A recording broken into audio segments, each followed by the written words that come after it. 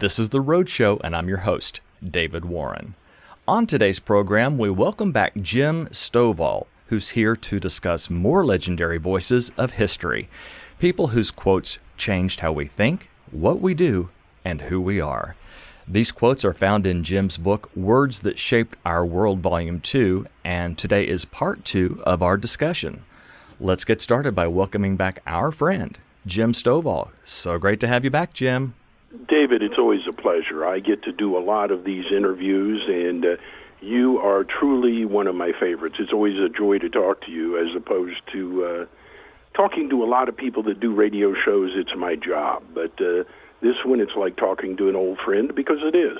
Okay, well, what makes me one of your favorites? I'm curious what the characteristics of a good interviewer in your mind are. Number one, you have actually done some research and read the book I sent, or my publisher sent to you. Number two, you really are curious when you ask a question. It's not just on a sheet somebody gave you. And then number three, you actually listen to to my answers. There's a lot of people, I do their interview, and they're 1 out of 25 I'm doing today because I have a new book out, and they're like, okay, Mr. Stovall, how are you today? If I say, my pants are on fire and my dog just died, well, great. Okay, we're glad to have you with. And they're not even listening to what you're saying. They're just trying to fill a segment before the top of the hour. And then one of the things I enjoy about the road show is, we've got an hour. We can get into some stuff as opposed to these people, I know they got 90 seconds left with a hard break at the top of the hour, and they leave you with, Jim, what's the meaning of life? And give us 3 examples if you would. And I know I have no time left. So it's always good to be with you and on the road show format. So what do you do? Do you have like a good quote, a Jim Stovall quote on hand for cases such as that? Yeah. And, I have those, and you have interviewed people before that do a lot of interviews, and they have pat answers to pat questions. I mean, and when people ask them a question that doesn't care, they give them an answer that they've given 10,000 times. And with people like that, you've broken through when they stop and think about it, and then now we're actually conversing and talking and questions and answers and, really exciting things. So, but certainly I have those kind of questions and answers that people ask all the time, and you try to be as respectful as you can. And a lot of times you'll say something, and I might end an answer with, well, Crystal and I got married in June of 1981. And their next question on the sheet is, now, when did you and Crystal get married? And it's embarrassing. So I try to save a little face for them and not make them. But some of your contemporaries, it's not easy to help them save face, I must say. Well, I've been at this a little while, so I didn't start out the way I am today. But thank you so much for that compliment, Jim. Today's part 2 of our 2-part series on Jim's book series, Words That Shaped Our World. We're going to focus on Volume 2, as I mentioned, but we need to review a little bit for those that don't remember everything from Part 1. And let's do review by starting with a question. When did this idea of finding quotes that you felt would change your readers, because, as you say, they change the way we think, what we do, and who we are? David, I have a list that grows all the time. One of the young ladies down the hall keeps it, and it is called my pending project list. And the 15th of every month, we sit down and review it. And I've written somewhere between 50 and 60 books, and to date, 9 of them have been turned into movies. But on that list, I have probably twice that many books and movies I want to do in the future. And I've always wanted to do a quote book, but I just don't want to be the, here's the quote and here's who said it. Mm-hmm. I kind of wanted to get into the depth of what was the perspective, what was going on in the world when they said this, and then most importantly, what does this mean to us in the 21st century? Because a quote is nothing more than trivia if it doesn't apply to you and me in the world where we live and move and have our being. So I always wanted to do that, but I realized to do that is going to take an immense amount of research. I do not enjoy research. So a number of years ago, I was writing, my column got picked up by a magazine called Performance Magazine, and there was a young lady named Kathy Johnson who wrote for that, and Kathy and I became friends, and I don't know why, arbitrarily, I told her I would love to do a historical quote book, but candidly, I don't like the research. And she said, I love research. That's almost like someone saying, I love root canals or something to me. But it's been a wonderful thing. We did our first book of Words That Shaped Our World, and I intended that initially when we started it to be the only one. But when we got to the end of it, I realized, wow, that is fun, and we've only scratched the surface of this. So hence, now we have Words That Shaped Our World, Volume 2, and spoiler alert, number 3 is in the mix right now. We're working on it as we speak. So I think this will be an ongoing thing. Okay, well then, spoiler alert, Part 3 coming to a radio near you at some point in the future. But today we're focusing on this newest book in the series, Words That Shaped Our World, Volume 2. And, you know, you have met a lot of people. You've read about a lot of people, Jim. You're a reader. And how did you narrow the voices down? I mean, even 3 books with all the voices in history that have had an impact on people. This was quite a tough narrowing down process.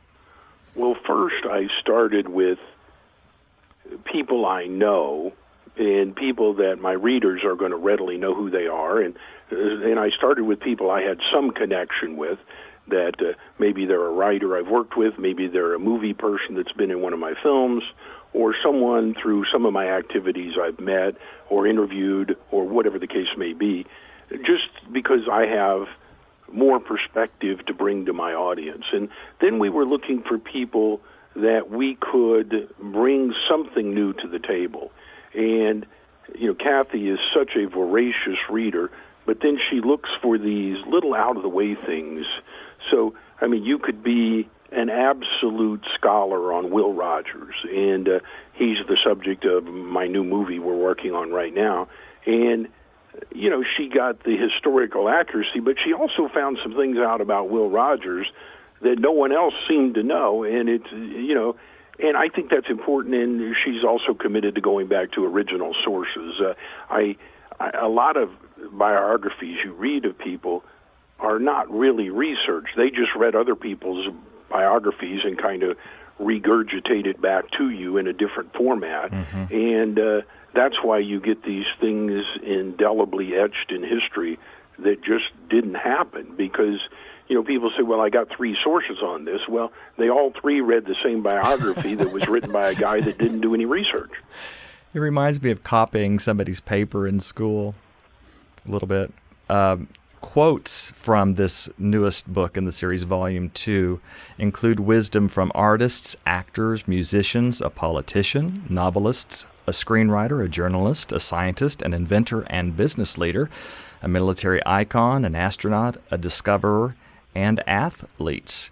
We're going to start with a voice that has changed history based on what he did. He's an inventor, Henry Ford, and here is his quote.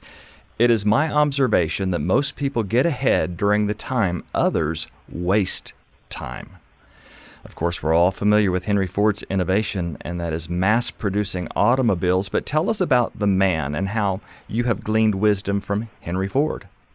Well, Ford did so many things other than just inventing the automobile. He worked in aviation and science, and he did a lot of other things. But he saw the automobile as something everyone should have and would have. And he also saw a way to manufacture automobiles and many, many other things in a new way with his assembly line method. And in his quote, he points something out that, I do believe the great advances in the world are made while everybody else is standing around waiting or asleep or whatever they're doing. And it comes in several forms. As you know, I get up ridiculously early every morning. My alarm's set at 4 a.m., and it hasn't gone off in years. I'm up before 4, and I read a book every morning at extreme high-speed audio, and then I come to the office and I consolidate my work in such a way that I can get a great deal done, and that's important to me. So a lot of people waste their days, but then there are times when people will waste their months and years. And COVID was a crisis, a pandemic for many, many people, and we can never totally understand the people who lost loved ones and those things. But for other people, it was a great opportunity because everybody said, well, you can't do anything during a pandemic. And they went out and changed their world and the whole world because they said, this is the time to seize the moment while everybody's standing around. And I think you can see that happen. I mean, in my own life, when COVID happened, I realized, okay, I'm not going to be doing any arena events where I'm speaking. I'm not going to be able to make any movies. I don't know how long this thing's going to last. So I got into my pending project list we talked about a little earlier and picked some, and I wrote 7 books in 2.5 years. Wow. And that was the most productive literary time of my life. And it happened, in a difficult way. And, the scriptures tell us all things work together for good. It doesn't tell us all things are good. It just says all things work together for good. I mean, as a blind person myself, I can assure you that being blind is not a day at the beach, but you can have an amazing life. I feel grateful. I don't know anybody I'd trade places with, but it has opened doors in my world that would have never been open without them. So I can truly look back and say it did work together for good. I know you would have been a success, Jim, but I don't know that you would have been the man you are today. And you would not have been the man you are today with the contributions you've made if you did have sight. So there are really 2 ways of looking at things. Yeah, I mean, before I lost my sight, my sole ambition in life was to be a professional football player, and the coaches and scouts assured me I had the size and speed to do that. And, as a young man, I would have assured you that I am going to be the greatest player ever in the NFL. As I look back on it now and review my accomplishments then, I would have been a decent NFL football player. That's about, and if you're average among those guys, you're very, very good. I mean, but because that didn't work, I got to finish my athletic career as an Olympic weightlifting champion, and then I got to do narrative television, which has opened the world of television and movies to 13 million blind and visually impaired Americans and millions more around the world. And, I don't know that anybody else would have done that. I wouldn't have done it if I hadn't experienced the problem firsthand of not being able to access movies and television. But it just, you just realize that this came about for a time such as this, and it was my time to step up and do that thing. And Jim, I know we've talked about it a lot, but we've got new listeners. Remind people what NTN is all about. The Narrative Television Network takes movies or television shows that you're used to watching, and in between the voices, the dialogue of the characters, they add one extra voice. And so David sits down at the console and pulls the microphone over in front of him and speaks, and then you'll hear you speaking. And David looks at his engineer and checks his screen, and then you go on. And it helps people with the visual elements of the program, so people can hear what they can't see. And when you and I first began talking, we were one little part-time thing on an obscure cable channel across the country. Now, thankfully, all primetime programming is narrated on all the major networks. All first-run new movies are narrated. I was coming back from L.A. with a colleague of mine a couple of years ago, well, Miss Kelly, who you know well. We're flying back from L.A., and she remembered, she and I had been out to L.A. many times when not only was there no narrated programming, people wouldn't even listen to me. They just thought it was a great joke that we're going to do TV for blind people and movies. But we get on the plane to come home, and we're relaxing there and getting ready for the flight from L.A., and she's checking her screen there, and she said, "Boss, you are not going to believe this." She said, "They have over 30 narrated movies available for everybody on this plane. Not only, all the traditional things, but there's over 30 movies." It wasn't that long ago that in the whole world there weren't 30 narrated movies. And now they're all narrated. And I think, when you're blind or visually impaired, there's enough things that separate you from the rest of the world. But TV and movies, for better or worse, are our number one recreational and cultural experience we have. And, if you do not have access to those, it's another point of separation from everybody else. Henry Ford, whom we're discussing currently, and you share a trait, and that is the two of you both became massively successful by filling a need. Of course, Ford created the affordable automobile for the average man or average woman, and you created the narrative television network NTN, and I've heard you say it about every single interview we've ever had. So this is one of your mantras, Jim. You say, to be successful, find a need and fill it. Absolutely, and sometimes you have to convince people they have a need. I've heard since I was a little kid, and you have too, necessity is the mother of invention. Mm-hmm. If you need something, then you want it, and you got to have it. Well, sometimes, people didn't know they wanted automobiles till Ford got them out there and people tried them. There were millions of blind people that just thought television and movies was out of their realm, and so it really wasn't possible. It'd be like asking, well, do you want to fly? Well, flap your arms, would you like to fly like a bird? Mm-hmm. Well, no, that'd be cool, but you don't think about it because it's not even possible. Well, that's how blind people were accessing television. But the first time we had an auditorium full of blind people and we put up a narrated film, it was an emotional experience that's hard to describe. And all of a sudden, the invention became the mother of necessity. They had to have it because all of a sudden they've been exposed to this new thing. And that's what Ford did. And he did so many things behind the scenes to make it work. First off, he made it affordable for everybody to have an automobile. And then he realized, okay, these things are only as good as where people can get fuel. And a lot of people don't realize, he put in a lot of gas stations and functionally gave them to people that were willing to run these things because this isn't going to be any good unless people have a place to fill up that tank. I'm going to take a rabbit trail here for just a moment because you said something and it painted such an image in my mind a few moments ago. Just the expressions and the reactions of people who are blind and visually impaired, that first experience they had with an NTN product, a movie or television program, that they were actually able to enjoy with the rest of the world. And it makes me want to ask you, when are they going to do the Jim Stovall story? Because I'd like to see that particular scene played out in a movie. There has been some discussion of that, and we're working on that, and I won't be super, I've had several studios say, we want to do your life story. And I said, well, I'm still living it here. Give me a break. I'm still working on it. But, and they first brought this to me about 12, 15 years ago.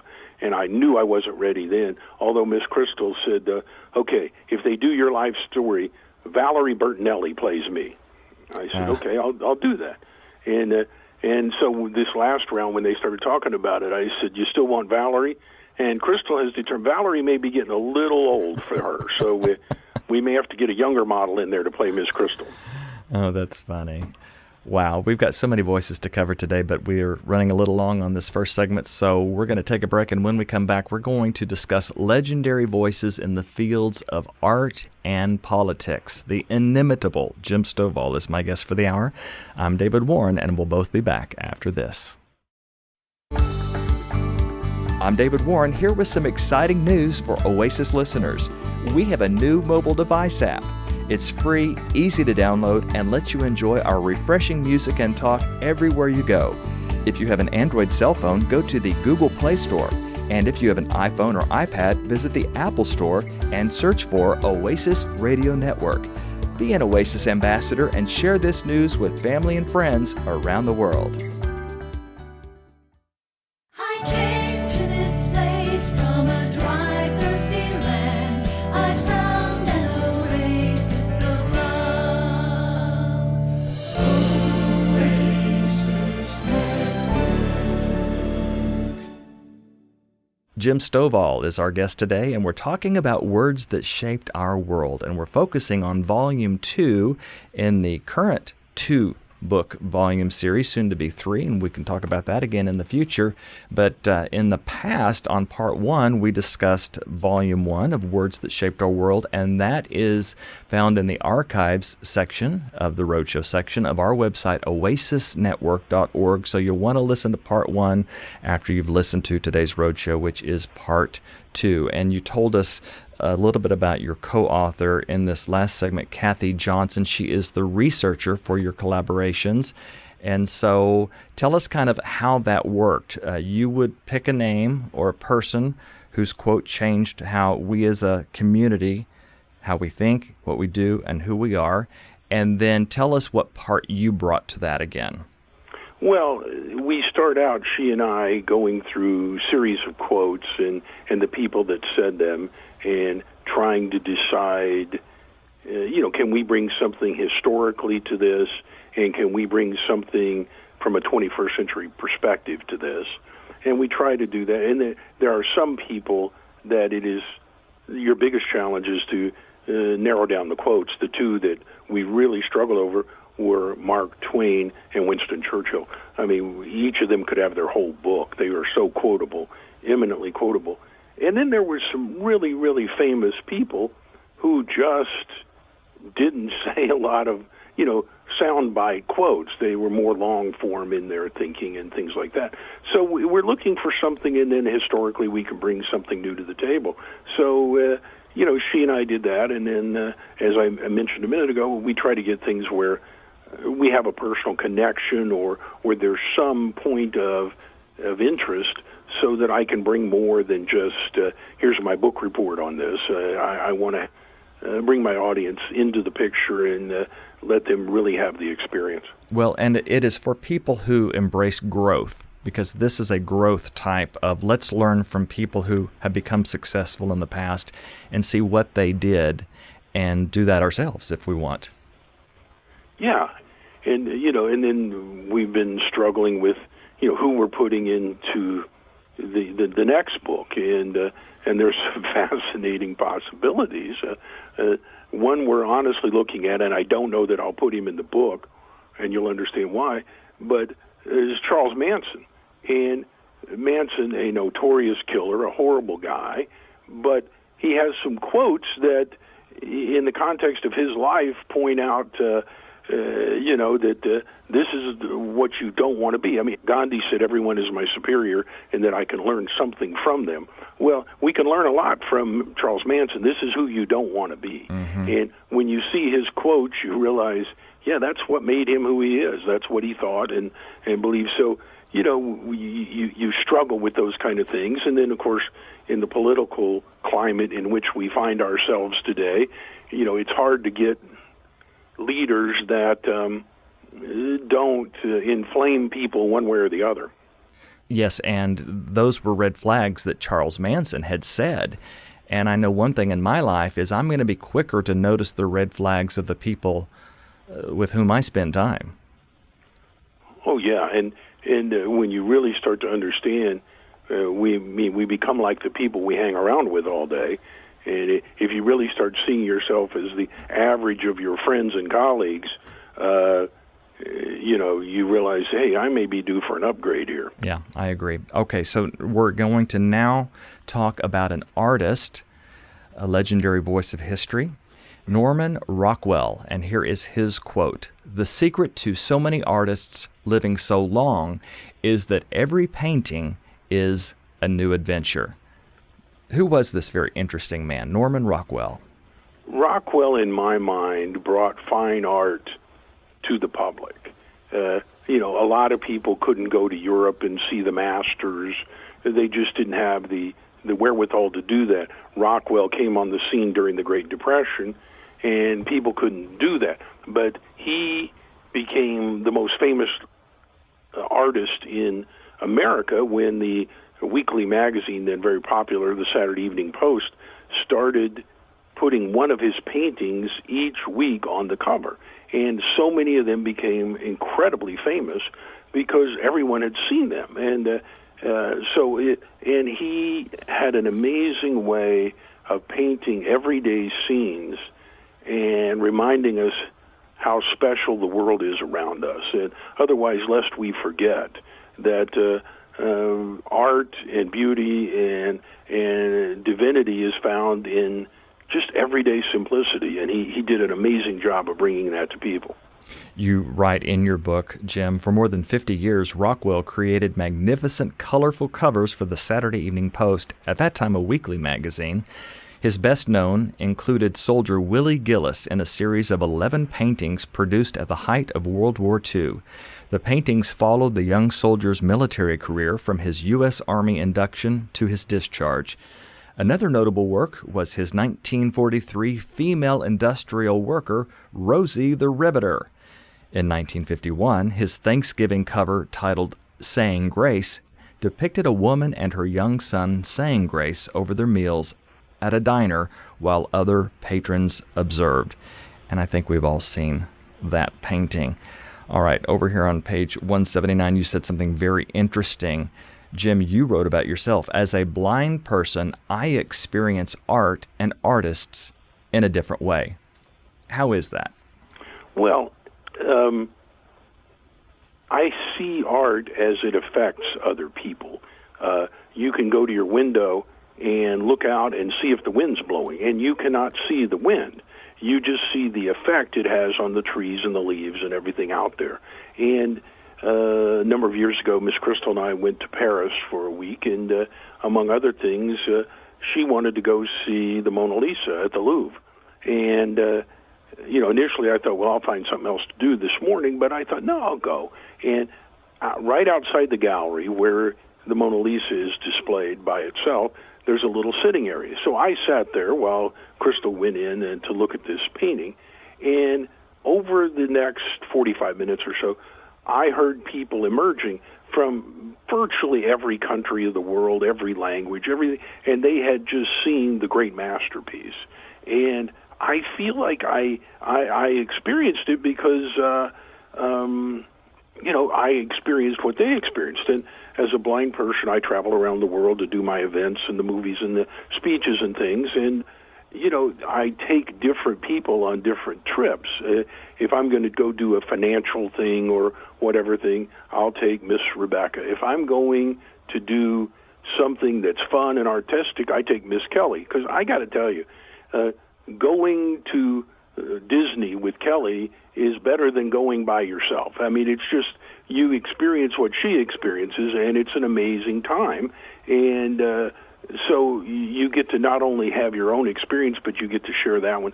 So that's how I see what Rockwell does. And I remember my grandparents would cut the covers off Saturday Evening Post, and on many cases they would put them up on the refrigerator or whatever until the next one came in. And when they passed away, I found a whole box of those that I still have because it was it was a big thing for them. And so just to see the impact it has on other people. I love his quote, Norman Rockwell, that is, the secret to so many artists living so long is that every painting or book that Jim Stovall writes or roadshow that David Warren hosts is a new adventure. Okay. Yeah, my father, who just passed away last year at 92, and thankfully he was happy and healthy right up till the end, but for 57 years, he ran a retirement center, a nursing home. And I asked him, I said, what determines how long people, I remember one time he had a dozen people over 100 years old. And he said, it's been my experience that the people who are still looking forward to something in the future keep living long and well. The people who are always looking back in the rearview mirror and the good old days and my best time was in the 1960s or whatever, they don't last as well or do as long. So, and I've said for years, if we're going to be happy, we have to have something to do, someone to love, and something to look forward to. And if you have all three of those things, you will always feel happy and content. That might be a good quote for your Volume 3, what your dad said. Yeah, I think so. I agree. I mean, we live as long as we are looking forward. Okay, before we take our break, let's talk about a very famous and influential politician, Margaret Thatcher. And here is her quote. It's a fun one. "Power is like being a lady. If you have to tell people you are, you aren't." Who was Margaret Thatcher, Jim? Margaret Thatcher was the Prime Minister of England, and probably the most notable one ever, with the exception of Winston Churchill, who led England and the free world through World War II. And I was always an admirer of her because of what Reagan talked about her, being the Iron Lady and all that stuff. And then I had an opportunity to be at an event where I spoke, and one of the other speakers was Mikhail Gorbachev. And so I asked him, because there's always been this debate, who was the greatest leader during that time, he or Mr. Reagan? Because, Mr. Reagan said, "Mr. Gorbachev, tear down this wall," and Gorbachev, pioneered glasnost, which was a way we could coexist with the Russian people, and I wish we had him back today. But he was an amazing man. And I said, "Who would you think is the most impactful leader, you or Reagan?" He said, "Well, that would be a battle for number two." He said, without a doubt, during the 80s, the most influential person was Margaret Thatcher. And, he just really felt that way. And I just think, it's true. And a lot of our leaders could learn from her words today. I mean, if you have to tell people you're in charge, or you're number one, or you're the boss, or you're the champion, if you have to tell them that, you're really not. Words of wisdom from today's guest, Jim Stovall. You write about Margaret in the book. One of Margaret Thatcher's most defining characteristics, aside from her cobalt blue power suits, boxy handbag, and flawlessly molded hairstyle, was the distinctive articulation of her words. Every nuance of her image was consciously considered. She spoke slowly and precisely, and it is said that it was due to receiving elocution lessons early in her career to project a more commanding voice. And you know what? I had a flashback when I read that, Jim, because it reminded me of your book called The Art of Presentation, and just about the importance of the tempo of our speech. Well, it's so important to do that properly, and people in your business experience it. We get lazy with our language, and we just blur all our words or slur them all together. And then some poor guy like your engineer you have there taking care of us today, he has to go back and find a place in between your words where he can cut in and make an edit. And there are people, you'd have to go back 10 minutes to find a place where they took a breath and I can get into this thing. And I think one of the things that helped Thatcher as a world leader on the stage is when, you're speaking at the United Nations and you're being translated into dozens of languages and people are listening to you other than in their native tongue, if you are slow and articulate and make each word matter, you're more understood. Once you're understood, that's the beginning of progress and cooperation. I love it. I'm going to repeat Prime Minister Thatcher's quote as we go to our break, and that is, "Power is like being a lady. If you have to tell people you are, you aren't." So apply that where you will. The books we're talking about are actually, the one we're talking about is one of two that we've discussed so far, Words That Shaped Our World, Volumes 1 and 2. Again, we covered Volume 1 and Part 1 that you can check out in the Roadshow section in the archives under Jim Stovall, but we are focusing on Volume 2 today and much more to come. When we come back, we will talk about legendary voices from Jim Stovall's movies. Back after this. I'm Karen Jensen Salisbury, one of the hosts you hear on the Oasis Network Roadshow. For 35 years, this 1 hour of the day has inspired and motivated you, our listeners, with thousands of stories of people whose lives demonstrate the truth that, with God, all things are possible. It's an hour that you should make a part of your day, Monday through Friday, starting at 1 p.m. Eastern, 12 noon Central. The Roadshow, an Oasis Network presentation. On the program today, it is always a treat to have Jim Stovall on the phone or in person, whichever. He's just a great guy, and I'm glad he's our guest once again today. I'm David Warren, your host, and I want to mention that all of Jim's 50-plus books are available wherever books are sold, and you can check out more about today's guest on his website, jimstovall.com.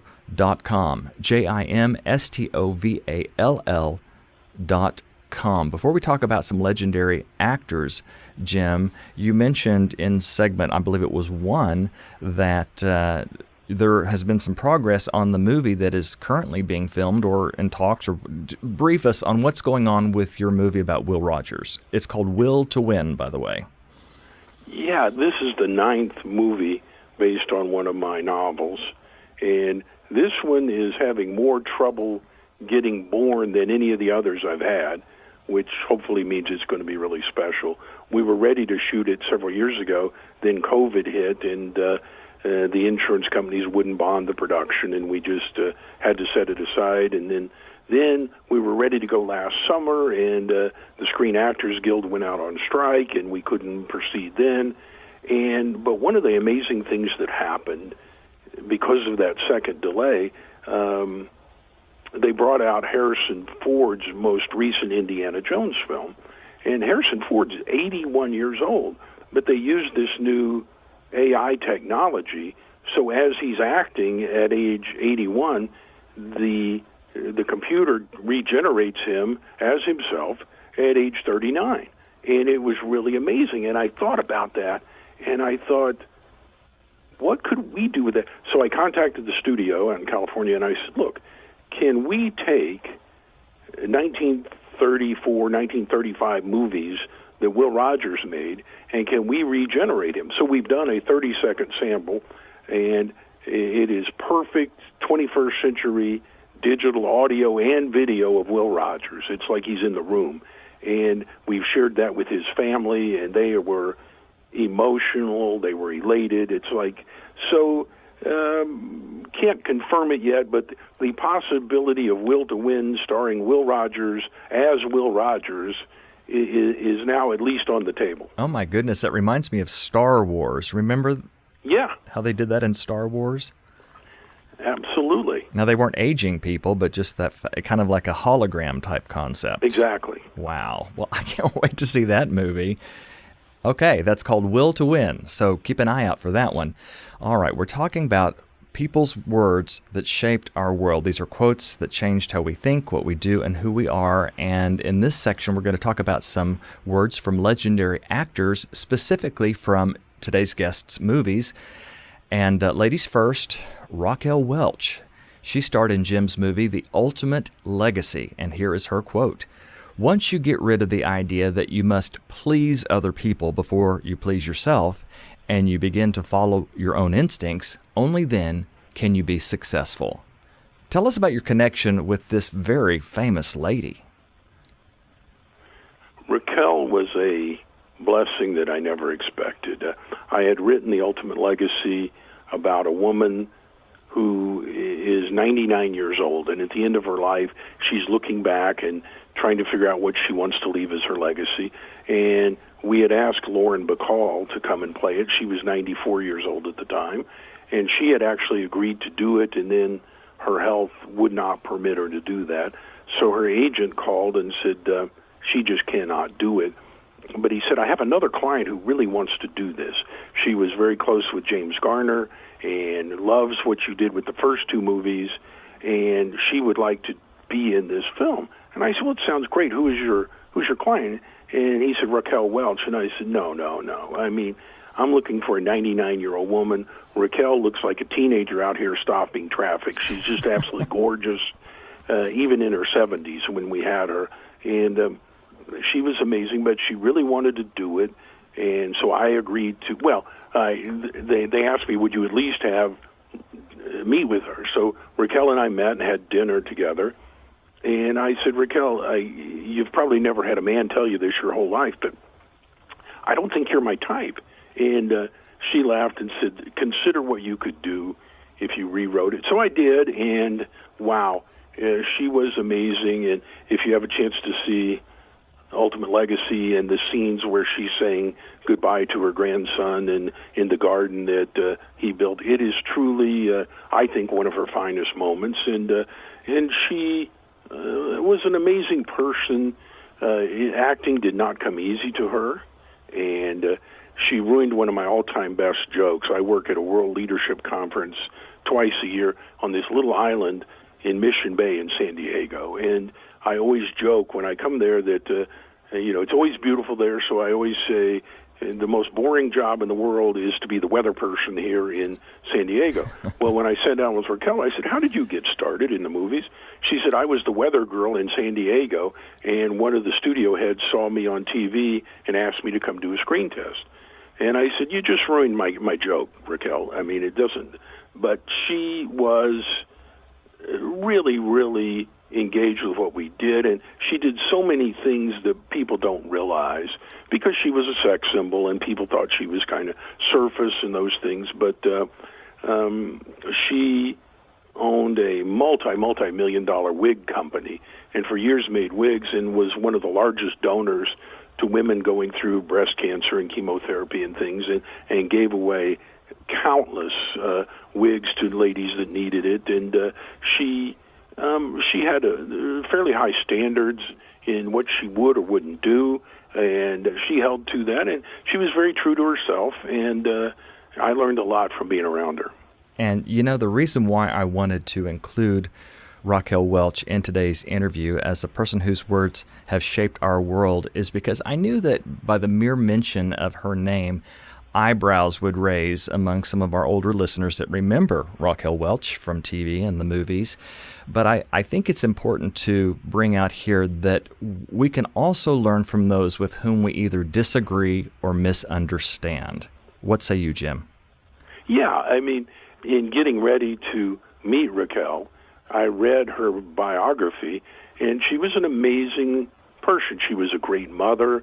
She raised amazing children, and she has a tremendous legacy of giving and making a difference. And she did what she felt was right in the last conversation she and I ever had when she was very, very ill. And she said, I wish I had done more, but I did all I could do. And I said, you were a perfect Raquel Welch, which is all anybody can ask of any of us. And she was truly an original. We shall not see the like of her again. Yes, she passed away not that long ago, and another actor who starred in one of your movies just passed away, Louis Gossett Jr., and he starred in your movie called The Lamp. And his quote that you include in Words That Shaped Our World, Volume 2 is, I think more important than law are the hearts of people. Tell us about your experience with Louis Gossett Jr. Well, it was funny because I wrote this story about this couple having trouble in their lives, and she goes and buys a junky old lamp, a $3 lamp at a garage sale, and bring it home, and this guy appears and tells them they can have 3 wishes of anything they ever wanted that they couldn't get on their own. And that begins our story. And I wasn't sure who to cast. My first thought was Barbara Eden because of I Dream of Jeannie, and I found her. She was starring in a remake of Neil Simon's Odd Couple. She was on Broadway, and her and Rita Moreno were doing it. Instead of Felix and Oscar, there are 2 women playing this deal, and it was just amazing. But when I met her, I realized, the problem we have is she is still gorgeous and fun, and, I thought she would be old and a caricature of herself, but she's not. And so my next thought was to someone that's just outrageous like Tim Conway. And I had an interview with him, and I'll never forget. I mean, I sat down with him, and he said, who else are you looking at for this part? I said, Barbara Eden and Louis Gossett Jr., and he laughed. He said, yeah, the 3 of us were up for a lot of parts together. He said, I nearly had that genie thing myself, and then when he did Officer and a Gentleman, I could have done that. But, and it was outrageous when I thought of it from his perspective, that those are the 3 I looked at. But as soon as I met Louis Gossett and this amazing Academy Award winner and everything, I knew he was the guy, and we became dear friends. Lou passed away just this past year, and he was in his late 80s, and it was a fascinating perspective because he, during the summers as a child, he lived with his grandmother in Georgia, and she was born in 1860, and she was actually a house slave. She where the little kids would, polish the shoes and clean the silverware and those kind of things. And that's what she did until you're old enough to go out into the fields. And so it was such an amazing experience for me to think I know somebody that was raised by a slave. And, we think that's like ancient history, and it's really not. And then several years later, a group out in Hollywood told me they wanted to give me the Inclusion Award. And I didn't even know there was an Inclusion Award. And I said, what in the world are you giving me this for? Well, you have put people with disabilities and minorities in all your films. Well, I had put a little kid in this film that's a paraplegic. I'd written a kid in a wheelchair into this part, and they called me about 2 weeks before we were supposed to start shooting, and they said, these wheelchairs cost a fortune, and we can't rent one and get it in here, and even if we could, we can't find a kid that can run one. And I said, well, go find a kid that lives in a wheelchair. So they found this kid. He turns out he's a great actor. He did great in The Lamp. And so they act like I did something big by give this kid a part. He actually saved us. And I got Lou Gossett because, it was the first movie I'd actually produced myself. And I thought, I need some credibility, so I got an Academy Award winner in Lou Gossett. So when they said they wanted to give me this Inclusion Award, I called Lou and I said, look, I am really frustrated. I think I'm going to turn this thing down because I didn't hire you, Lou, because you're African American. I hired you because you have an Academy Award and you're the best guy for the part. And he said, let me get this straight, Jim. What you're telling me today is you picked me due to the content of my character, not the color of my skin. I said, yeah. He said, go get your award. And wow, it made me think about it, because, and he told me he and one of the guys that was in my very first movie, James Garner, were dear friends, and they both were in the March on Washington together in the early 60s. And he said, it's one thing for me as a black guy to march, but he said, standing right next to me was James Garner, and said, he is extremely white and very tall. He stuck out like a sore thumb, and he wanted to be seen and known. And he said, those are the people that really made a difference in that struggle. As we go to our final break, I want to reread and then ask you what this means to you, Jim. Louis Gossett Jr.'s quote from your book, Words That Shaped Our World, Volume 2. And here's the quote again. I think more important than law are the hearts of people. What do you think he meant, and what does that mean to you? Well, as you know, it's a derivative of what Martin Luther King said. We cannot impact what people feel. We can only impact their behavior with the law. And if we change everybody's hearts, we don't need the law. The law is there for people whose hearts haven't been changed yet, and we have to force them into a set of behaviors. Excellent answer there. I'm David Warren talking with Jim Stovall. He has authored 2 books so far in the soon-to-be 3-book series called Words That Shaped Our World. Both volumes 1 and 2 are available wherever books are sold. Again, to reach out to today's guest and find out more about him, you can go to his website, jimstovall.com, JimStovall.com. And I want to remind you that part 1 of this 2-part series so far is found in the Roadshow section in the archives of oasisnetwork.org. I'm David Warren, your host today, and after our final break, I'm going to ask Jim what's new in his ever-evolving, intensely interesting life. Back for the wrap-up after this.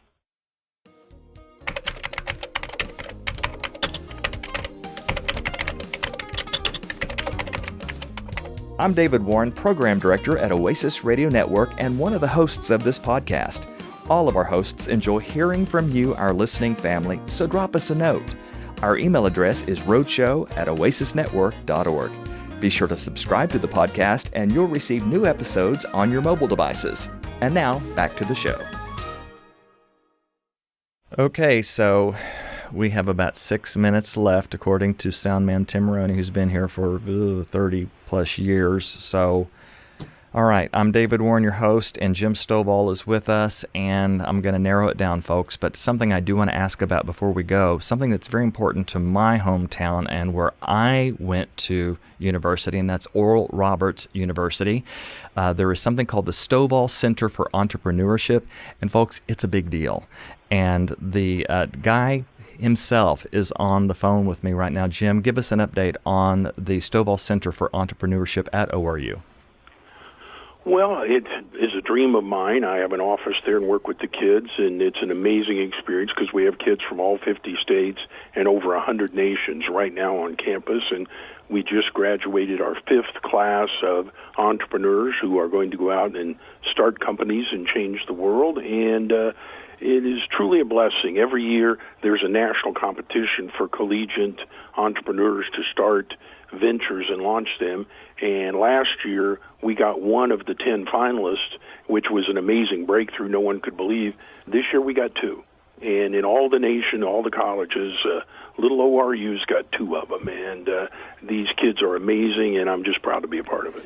Congratulations. That is wonderful. Now, what is the difference between going to a business school, getting a degree in business, and getting a degree in entrepreneurship? A business school teaches you how to go into a corporation, get a job, and function within someone else's corporation. An entrepreneurship degree tells you how to go start the corporation and run it yourself. So I have a high suspicion that you, from time to time, use your famous quote, to be successful, find a need and fill it. Absolutely. I mean, that's what everything matters is, you can get anything out of life you want if you'll help enough other people get what they want, and the whole world will give you anything you want if you'll just care about them and solve their problems. I love that. Part of that was from a Zig Ziglar Absolutely. Quote, and he is covered in Volume 1 and Part 1 that you want to hear after this roadshow. Go back and listen to Part 1 of this 2-part series on words that shaped our world. And the author is today's special guest, Jim Stovall. And Jim, we're probably going to have to wait and talk more in depth in Part 3 when your 3rd Words That Shaped Our World volume comes out, because you've got this other book that's not quite related to this, but one of your books from the series about the ultimate gift, and this is called Giving the Ultimate Gift. Give us just kind of the elevator speech on what this book is about. It is already on a couple of the bestseller lists. It's taken off. It's a story of a single mom and her 2 boys down in Dallas, and she read my book, The Ultimate Gift, 15 years ago, took her boys to see the movies, and they decided they were going to do a service project. Each year they were in high school, and other moms got involved in boys, and it grew, and today there are 160 chapters in 38 states with 11,000 boys as part of what they call the Young Men's Service League, and they all do Ultimate Gift projects, and it's them telling their stories with me kind of linking it together. So they formed the parade. I just jumped in front of it. I love that. You just mentioned that this is co-written with, and I'll give her name, Pam Rosener, and she is the president and founder of the Young Men's Service League. And just so we all learn this today, YMSL is dedicated to service, personal development, and fostering mother-son relationships. And I think that's so cool. You always hear about, father-son relationships, but mother-son relationships. Before we say goodbye, I know that you dedicated this book to your own mother, who is now in heaven. Tell us about your mom before we say goodbye. Well, my mom and my dad now are just rejoined in heaven, but my mom, people don't realize she lost her first 2 children.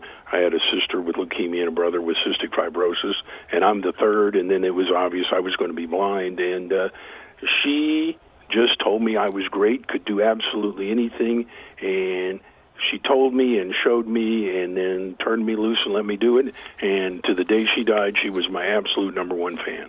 And her name is Florine Stovall. Florine Stovall. I love that name, Florine. Well, I've been talking with her son, Jim, and it's been such a pleasure and an honor. I never take it for granted, Jim, when you say yes to one of my invitations to join us on the Oasis Roadshow. So, again, the name of the books we've covered today, Giving the Ultimate Gift. We're going to have to dive into that because such great stories of people putting into practice the different life lessons that are in the Ultimate Gift book and movie series by today's guest, Jim Stovall. And again, the books we have covered today, or the one that we did, was Volume 2 of the 2-book series, Words That Shaped Our World, available wherever books are sold. And you can check out more about Jim on his website, jimstovall.com, JIMSTOVALL.com. And there's actually a number you can call to for more information, 918-627-1000, 918-627-1000, or jimstovall.com. And I'll put you on the spot here before we say goodbye. Will you say yes when I invite you for part 3? I will always say yes to you. I love that. Folks, you heard it right here on the Oasis Roadshow. Again, thank you, Jim. Thank you. For Jim Stovall, I'm David Warren, and it's been yet another great Roadshow. You've been listening to The Roadshow. If you'd like to write to us, here's our address. The Roadshow, P.O. Box 1924, Tulsa, Oklahoma, 74101. Our email address is roadshow@oasisnetwork.org. The views of today's guest aren't necessarily those of this station, but we do appreciate and thank our guest for spending this time with us. The Roadshow, an Oasis Network presentation.